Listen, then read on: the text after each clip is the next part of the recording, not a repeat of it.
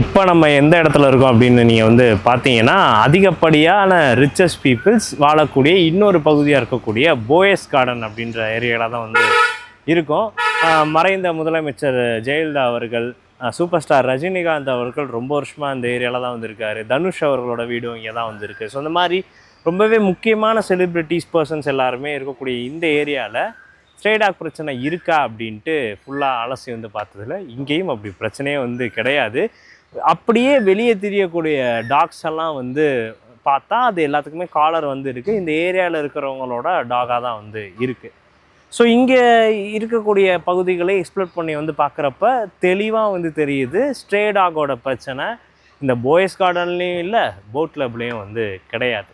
So இப்போ வந்து திரும்ப வந்து நமக்கு இது தெளிவாக வந்து புரியுது.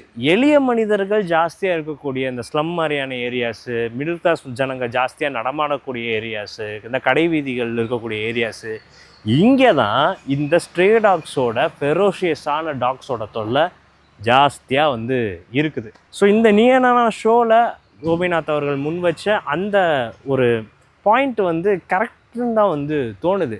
ஜாஸ்தியாக பாதிக்கப்படுறது எளிய மக்களாக மட்டும்தான் வந்து இருக்காங்க. ஸோ அவங்களோட தரப்புலேருந்து அவங்க தங்களோட சேஃப்டியை வந்து கேட்க வேண்டியது அவங்களோட கட்டாயமான ஒரு சூழ்நிலையாகவே வந்து இருக்குது. ஸோ இந்த மாதிரி ஒரு ஹைலி ரிச்சஸ்ட் பீப்புள்ஸ் அவங்களோட ஐசோலேட்டடாக அவங்க வந்து வாழ்கிற மக்கள், ஸோ அவங்களுக்கு இதனால் பெரிய பாதிப்பு இருக்க போகிறது வந்து கிடையாது. இந்த ஏரியாக்கள்லேயும் அவங்க மென்ஷன் பண்ணியிருக்கிற மாதிரி எந்த ஒரு தொந்தரவும் வந்து கிடையாது.